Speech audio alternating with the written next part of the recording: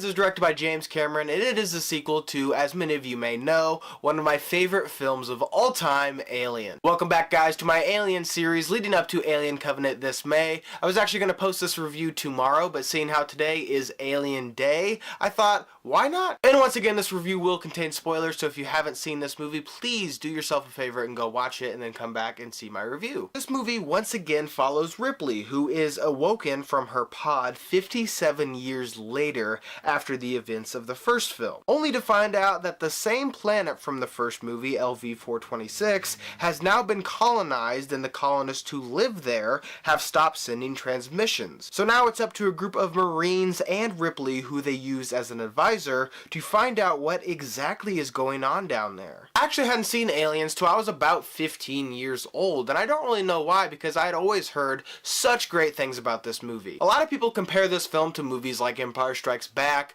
Terminator 2, The Godfather Part 2, The Dark Knight, and being sequels that a lot of people say are better than their predecessors. And considering how much I love the first Alien film, I would say that I like Aliens, I just don't love it, and I definitely don't think it's a better film. With that being said, I feel like Aliens does actually improve on a few things from the first movie. For one, I actually prefer the characters in Aliens as opposed to Alien, and that includes Ripley. She does what another female James Cameron character does in their respective sequel, and that's Sarah Connor. If you're a fan of the first two Terminator films, you'll know that her arc from the first movie to the second film is so massive. Because in the first movie, she is completely terrified, and rightfully so. But just like Sarah Connor, Ripley in this film is trying to tell people how dangerous this monster is. And of course, they're both just all around badasses in their sequels. And as far as characters go, I prefer the android Bishop as opposed to Ash from the first film. And of course, who could forget Private Hudson, who is portrayed brilliantly by Bill Paxton. God, it just sucks so much that we had to lose John Hurt and Bill Paxton so close together. I thought they are both incredible in this series, and they both are some of the best character actors that we've ever had. But Bill Paxton is so incredibly funny in this movie. Any questions? What is it, Private? How do I get out of this chicken shit outfit? You secure that shit, Hudson. But there's a character in this film that I really don't feel like holds up very well, and that is Vasquez. I just don't feel like she works well today as a strong female character. Because what they do is they take a girl and essentially just change her into a guy. So much so that Private Hudson even asks her, "Have you ever been mistaken for a man?" No. Have you?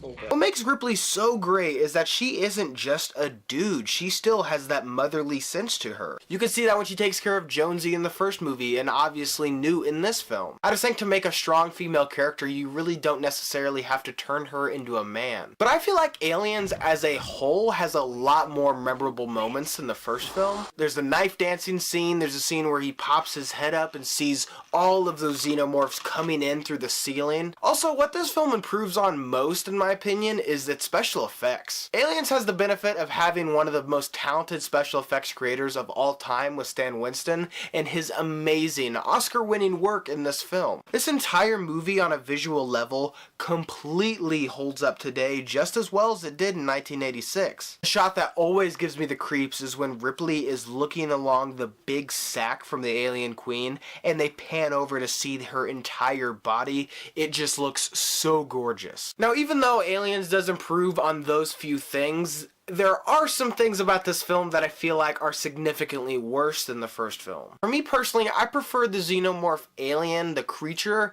in a horror setting as opposed to an action setting. Something that I got from the first film is it's nearly impossible to kill a xenomorph, whereas in this movie, they're killed extremely easily. Ripley puts like less than 10 rounds into one of them and it just dies. When Ash says, "You don't know what you're dealing with. This is a perfect organism." Now, when you retroactively watch this movie, having seen Aliens, the creature doesn't feel as scary, because all you have to do is shoot it a few times with a machine gun and it's dead. And it's because of that that brings me to my next big problem with Aliens. And I'm well aware that it's more of a personal thing. In fact, I feel like a lot of people watching this review are probably going to disagree with me.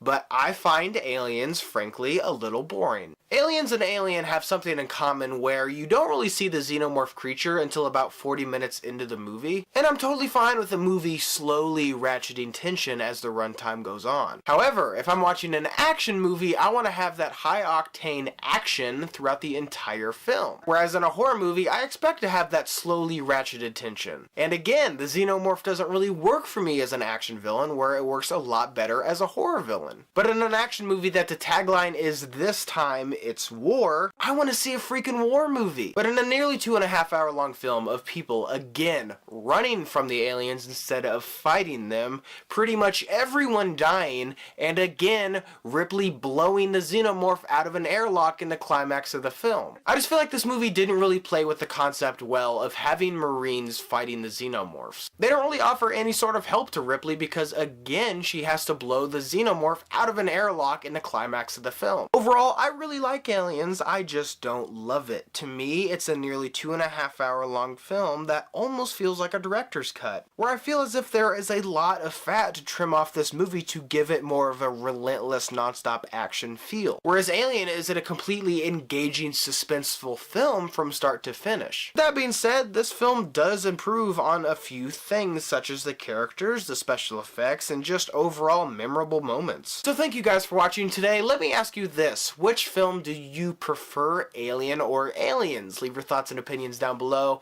And as always, guys, thank you so much for watching today. I hope you liked today's video, and if you did, click on the link down below and subscribe to my channel for more movie reviews and movie related things. Guys, thank you so much for watching, and see you next time.